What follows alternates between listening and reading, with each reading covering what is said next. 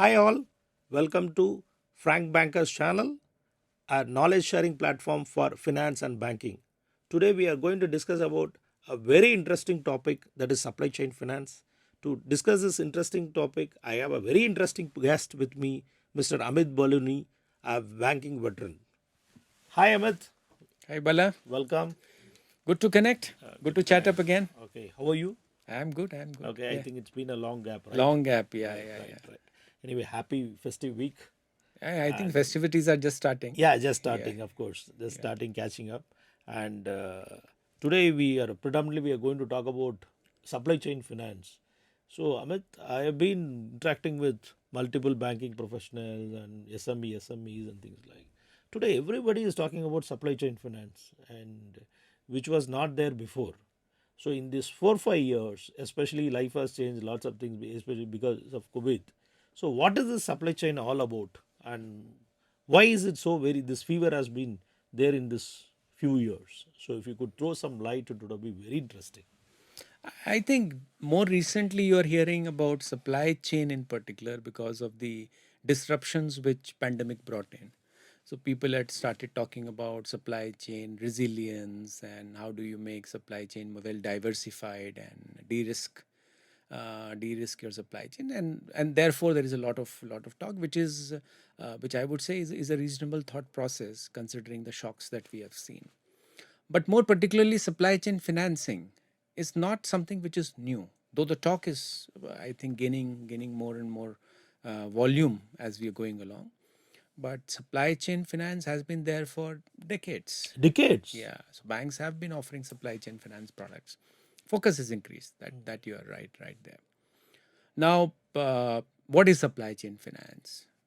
For that, we need to quickly understand what is supply chain, and it's very simple. Let's say you are a manufacturer, and to manufacture a machine, you source multiple components. So you have a lot of suppliers who are supplying multiple components. Once you've made the machine, manufactured the machine, you are selling it, and you're not selling directly. Possibly you're selling through a distributor or a dealer. So this is what your supply chain is: a supplier supplying to a manufacturer, who in turn is selling it to a distributor, and distributor further does the selling. This is your supply chain. Now, where is finance coming in? Supply chain finance coming in. The transactions that happen between them, when a supplier supplies to this manufacturer, they will have some kind of a trade arrangement, right? So let's say this manufacturer is a big manufacturer. Example, the best example of such machines would be cars or automobiles. So in automobile, there is a big automobile company buying from hundreds of suppliers.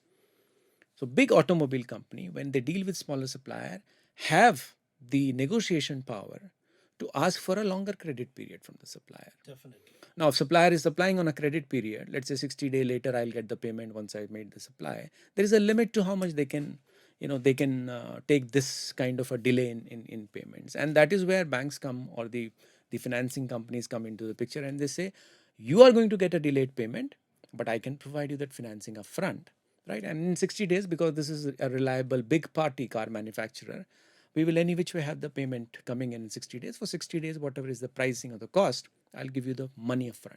So the cash flow issue for the supplier gets resolved.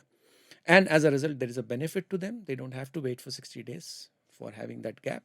And this is one piece of the supply chain finance. The second piece of supply chain finance is when the car manufacturer sells to the car dealers, they ask for payments upfront. Of course, they are again big in the transaction. Yeah, they have the higher power of negotiation. They'll sell the car deal, tell the car dealers, I will sell it to you if you make the payments in cash or in advance and so on forth.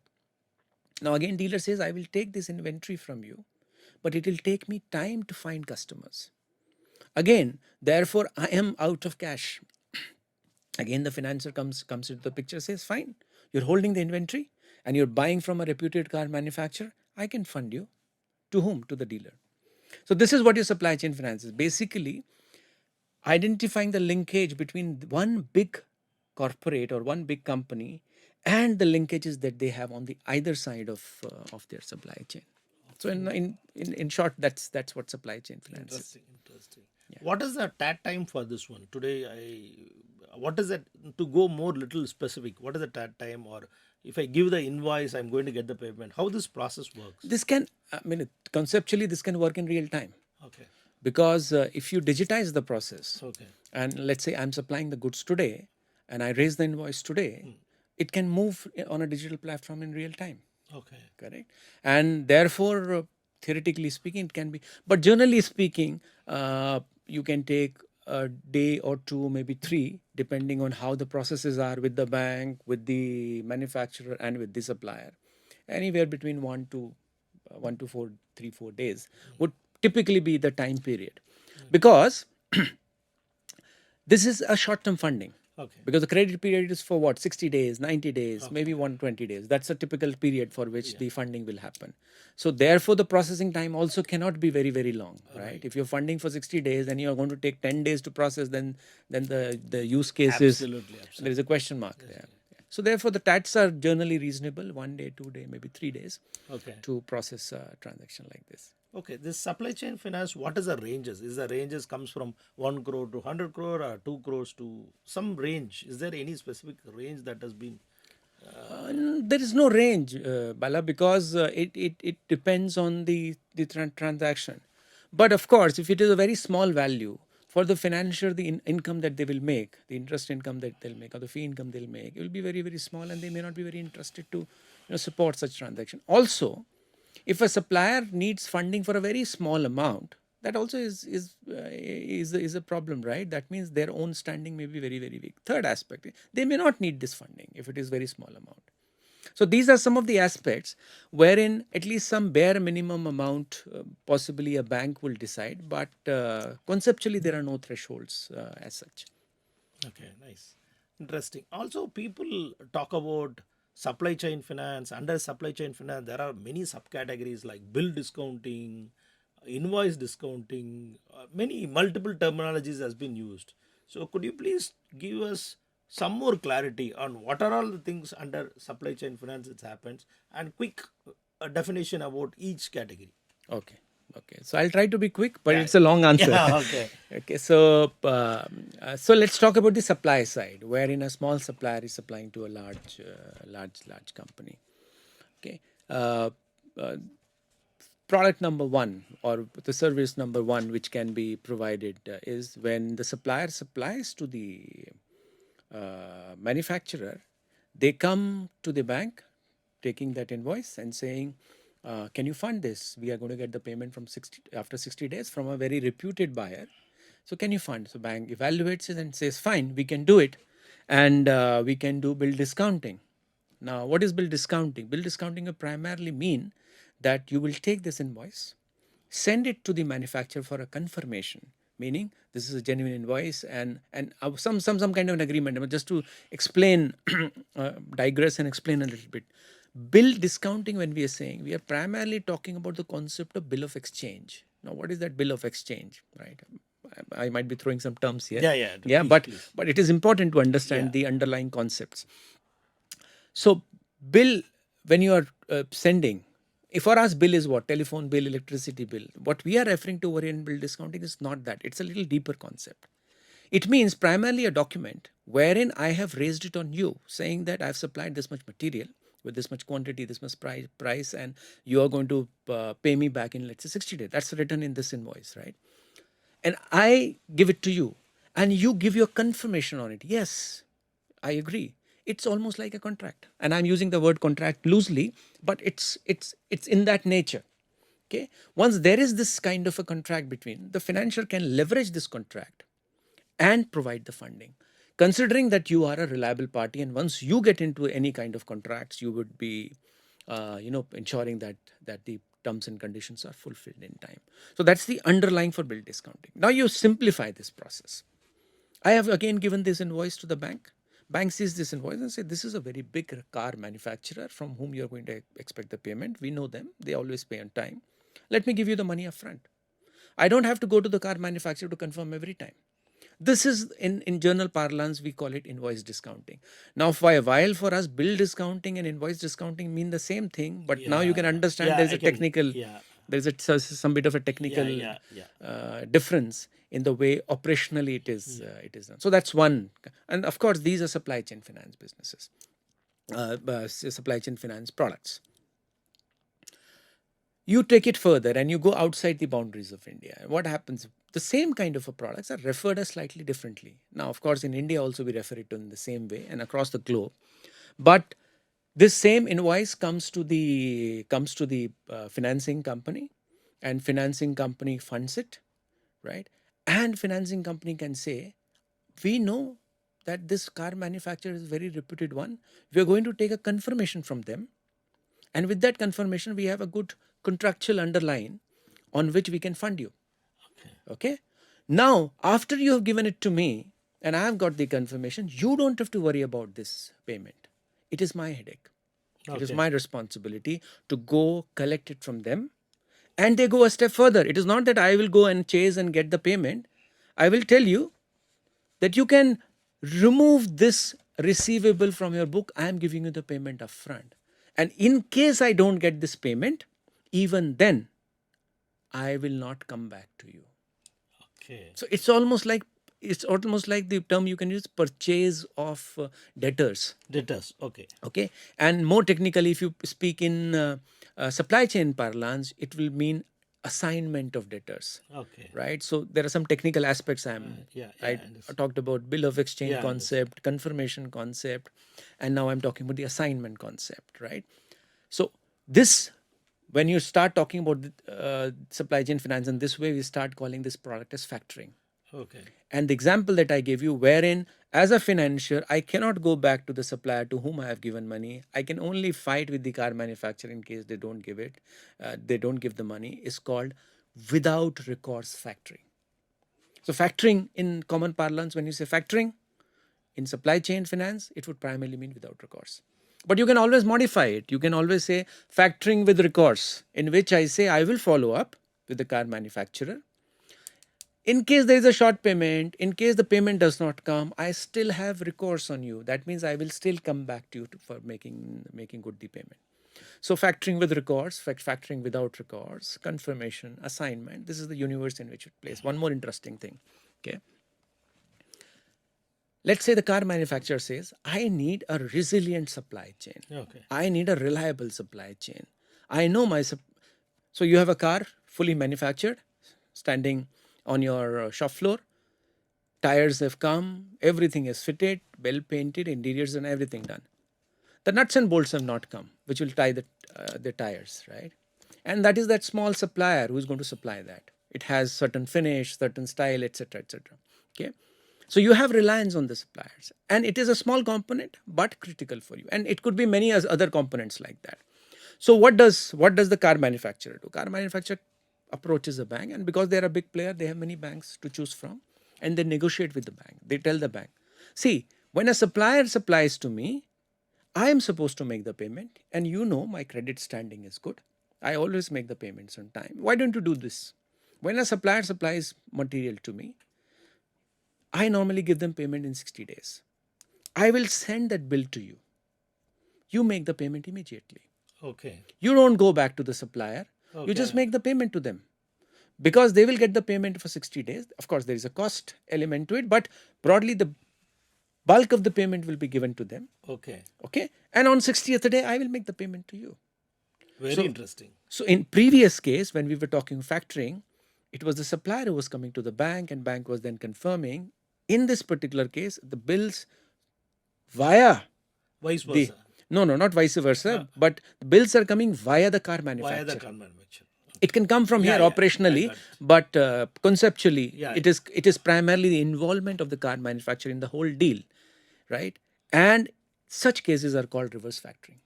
Okay. Such deals are called reverse factoring.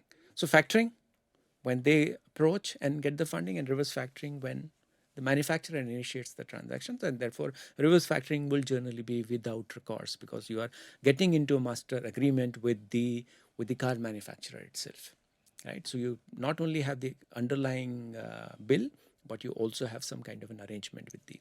So this is on the supply side, where supply chain finance, and that's where most of the action is. Okay. Okay. What is called something called recourse? Recourse means my ability to go back to you and ask for payment. Okay.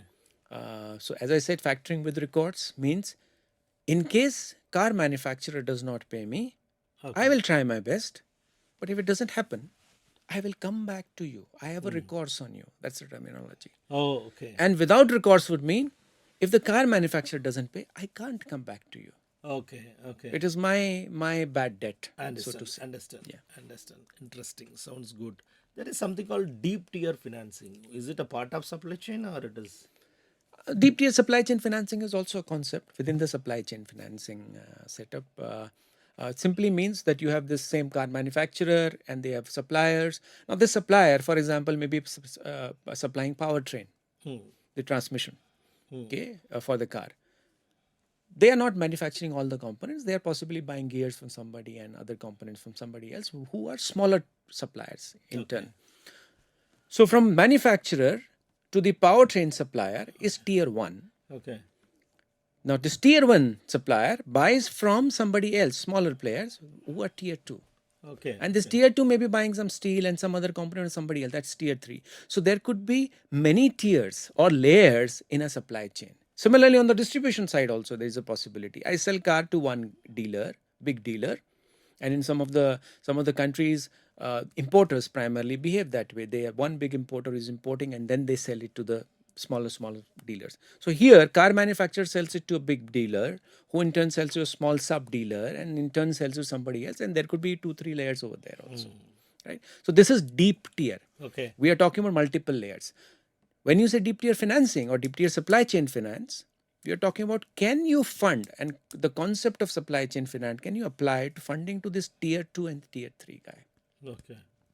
Now, for me to explain it to you, Okay. I need to also put on the table a few more technicalities. Okay. Please right? go ahead. Not with the idea of confusing you. Okay. Okay. Understood. But just to explain the deep tier sure. concept, Please. right? Now, when a supply chain finance is happening, why is it popular? You asked the first question. Yeah. It is popular because there are advantages in supply chain finance, primarily to the supplier. What are those advantages? Supply chain finance normally would be better priced. Supply chain finance would normally be with lower security requirements. And supply chain finance would normally be with a higher funding amount. Okay. Now, if you're getting funding at better pricing, lower security, and higher exposure, Okay. why would you not take it? Okay. The supplier for the same requirement could have gone to a bank and taken an overdraft facility or a working capital term loan facility. But they chose to take supply chain finance because of the advantages. Correct? So that's the advantage of supply chain. Now the next question is, why is that advantage there in supply chain finance? Okay. Right? This is also money, loan. Yeah. A term loan is also a loan. An overdraft is also a loan. So why is supply chain providing these advantages? Because when a financier is looking at this transaction, what is happening? They're saying you supply to this big party. So the payment risk is on the reliability of this party. So I am getting some bit of risk mitigation because of seeing the strength of this particular relationship. When I see a big player in the transaction, earlier I was seeing your business. You manufacture this, you supply to different players. You have the security business running for last 20 years, performance, sales performance, profit, stability, and so on and so forth. I was evaluating this way. Now I am evaluating how much do you supply to them? Do they pay on time? Are they a reliable party? So the methods of assessment change. And what is happening is from a small supplier's assessment, we are also moving to a big manufacturer or a buyer's standing. So when you're moving from a small supplier's risk to a big manufacturer standing, you automatically feel more comfortable and therefore are able to provide some benefits. True. Okay. Now coming back to deep tier. Yeah. Okay. So in deep tier, what happens is supplier 1 is directly dealing with manufacturer. But what about the supplier to the supplier? He's not dealing with the manufacturer. Now the concept is, can we leverage this relationship? Because ultimately he is also supplying for the powertrain, and powertrain ultimately goes in the vehicle. True. So therefore, is it possible that this comfort of the manufacturer can we extrapolate to the tier 2 supplier? Amazing. If it can happen, Okay. then it will be wonderful because see, small enterprises, what is their biggest constraint? Growth capital. Sure. Right? They provide to somebody, they wait for payments to come, and that limits their ability to move fast. Correct. But supply chain finance, you're bridging that cash flow gap immediately. So if this comfort which my corporate was providing, my big company was providing, can be transferred in some way deep down the tier, deep into the supply chain, then I can do deep tier supply chain financing. Now there is a challenge there. What is the challenge? This guy is not dealing with this guy. Correct. There is no direct. No, no. Correct. So there have to be certain methods or what you say models which have to be evolved for this to work. There are models which are, I would more or less say, they are more in experimental mode. There are a couple of models. Using blockchain, for example, you can create a platform where confirmations can happen, and for specific transaction you can create smart contracts where this kind of flow which is happening can automatically distribute it to the tier 2, tier 3 suppliers. So there are models like that. There are certain legal models which are where the assignment of the obligations which the manufacturer has can be transferred down the stream. So there are models there, without getting too much into the complexity of it. But it is still, I would say, in a nascent stage. It has its own legal challenges, procedural, operational challenges, and there are ideas being worked down in certain geographies. Certain banks are working on it. Some experiments have happened in that, and it will take some time, but I think it will also catch up over a period of time. Interesting. Sounds good. Also, Amit, can you throw some lights on RBI initiatives towards start supply chain finance? There's something called TReDS. I don't have much clarity on that. So I think RBI's intervention is to ensure that there is a better access to financing to the SMEs, and that has been there for a long period of time, right? So the most important initiative from RBI has been on ensuring that the small guys who suffer because the delayed payment, and the big guys who are supposed to make payment on time, and the financiers who like to deal in finance but are selective, right, are put on the same platform. And that platform is called TReDS. TReDS platform, right? Which what is the abbreviation of? If my memory serves me right, then it is Trade Receivables E-Discounting System. Okay, very nice. It's more or less a framework which okay. RBI has said, and that framework has, there are 4 platforms, I think, if I remember correctly, 4 platforms who have been given the permission to use that framework to provide this kind of an arrangement. So what happens is, let's say I'm a state-owned enterprise like Bharat Heavy Electricals Limit, BHEL, and I buy materials, right? I'm manufacturing big machinery, and these suppliers come on that platform. BHEL is on the platform, and financiers are there on the platform. So they say I've supplied to BHEL, and that invoice is put on the platform. Financiers see it. BHEL is of course confirming it, and the financiers multiple financing options can be provided to the same SME. So RBI initiated it first with the state-owned enterprises, then they pushed the ecosystem a little bit to participate in it, and now large companies are mandated to be, in some way part of these TReDS. Interesting. Sounds good. And Amit, you currently you spoke about a large entity A is big with that power where the supplier getting benefit out of it. That's the only reason I could understand from the conversation. The main reason for a big banks to come and participate here is that because the A is very big. Yes, you're right. That is a whole understanding of this one. Think that is it applicable for a startup who are also into business, who wants to do lots of things, but that they are not A. So is whether supply chain finance is there any way that play a role? You mean in terms of their ability to get financing? Let's say a startup is supplying to a smaller company. Is that the question? Yeah, smaller companies. So see, as I told you, the concept of supply chain finance is what? You're mitigating the risk of a small player or smaller player with the strength of a big player in the transaction. Correct. And because the payment risk is with the big player, you rely that this payment will happen on time. Okay. When 2 small entities are dealing, maybe a startup dealing with an SME, for example. Okay. Then in that case, can you replace startups payment risk on another smaller player's payment risk? You see that mitigation does not happen. So conceptually, yes, supply chain finance can fit in, but practically, if you look at it from a financial's point of view, you're not actually getting a replacement of the risk. Does it happen? Yes, I would say on a smaller scale, at experimental scale, at a high pricing, this can still happen, right? It does happen. But as a business model, it's a that same concept doesn't apply. Maybe there are other avenues for startups to raise funds. So, for example, revenue based financing has caught up over a period of time and targeting many of the startups wherein the cash flows can be cited clearly. In such models, newer fintech players, newer digital lenders, they are participating and giving revenue based financing to startups. So may not necessarily supply chain finance, but there are other products, other innovations which are happening in the market to support these smaller entities or startups. Okay, Amit, largely you spoke about the suppliers and the small entity participating in things. Could you please give us little more insights on how this can help us for the distributor finance? Okay, so this part we covered. So if you talk about distributor side, again, this car manufacturer, he's selling to the dealer, and dealer says, "I'll take time to sell the cars, and therefore I need funding." So again, distributor finance arrangements can be made, right?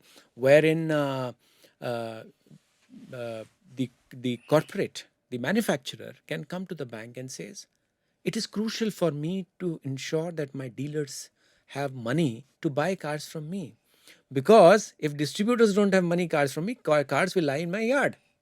Obviously. Correct. I want payment upfront. My distributor is already, has previous months inventory or previous quarters inventory. Then how do I ensure? So therefore, there is an inherent interest for the car manufacturer to support the dealer in some way. So what do? They get into tie up again with the financier. And Okay. what do they tell the financier? Now the payment risk is not on them.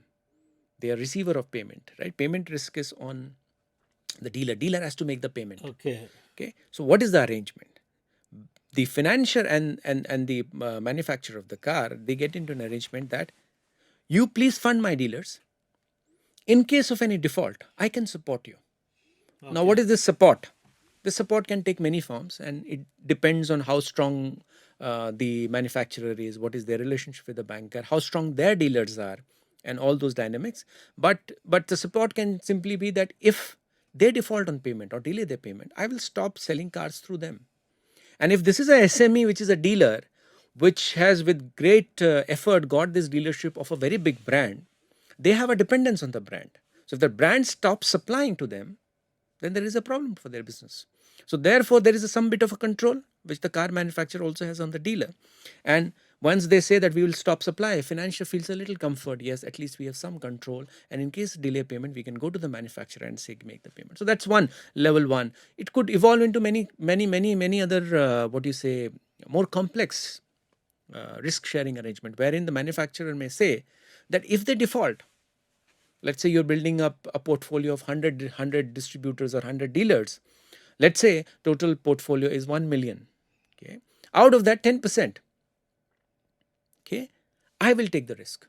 Okay. Right. So and generally in big portfolios, you will not have everybody defaulting, right? You will have maybe 10%, 5% defaulting, and therefore financials may feel that this gives us a good risk coverage for any potential default which may happen. So that's on the distributor side. And it's quite popular in some of the segments. So for example, in steel, in automobiles. So there are certain sectors where FMCG, where this works really well. Okay. Yeah. Interesting. Interesting. I think more or less we have covered the entire supply chain finance. And thanks for the insights. And I'm sure audience also will be enjoying this same insights. And we should keep meeting and discussing lots of topics towards Bala. So we'll chat up. We'll banking chat up. and finance. Maybe next time over a cup of coffee. Yeah, There sure, is no sure. coffee on the table today. Sure, sure. I'll be able to offer you coffee next Yeah. time. And thanks for coming. Thank you all. I'm sure you would have got lots of insights on the supply chain finance. We are going to meet up in the next episode. If you have any interesting topic, please write to me. And also, don't forget to give like, comment, and share. Thank you all.